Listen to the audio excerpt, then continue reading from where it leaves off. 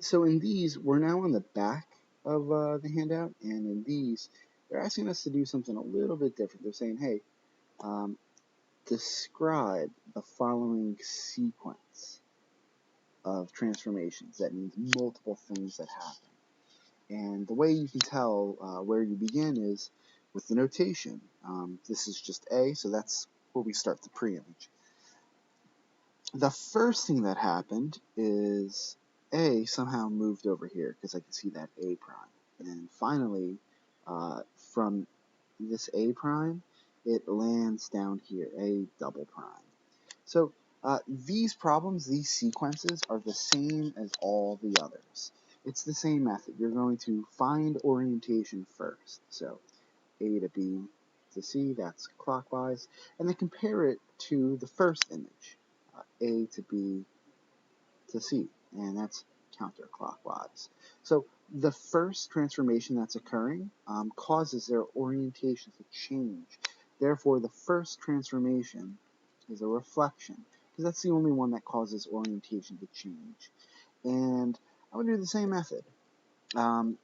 Here's A, here's A prime. I'm just going to draw a line. I'm going to count those boxes. 2, 4, 6, 8. It's a total of 8. I know my mirror.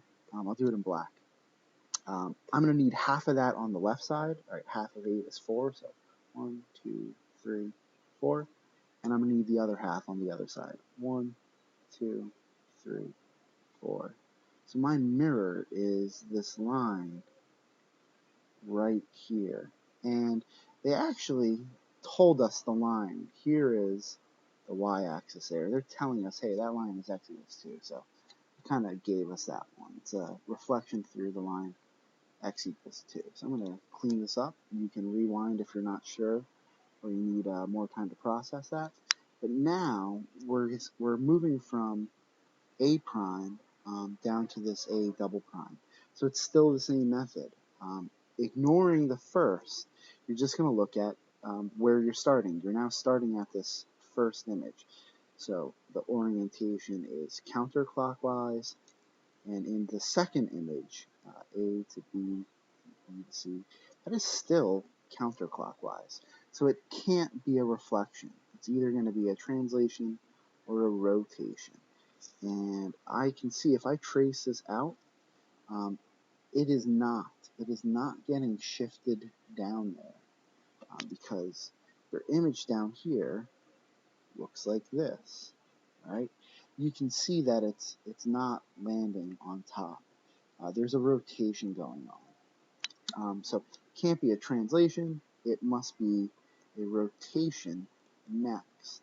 And since it's only moving from one quadrant to the next one, to an adjacent one, that's a 90-degree rotation. All right, and with 90-degree rotations, is it going counterclockwise or is it going clockwise?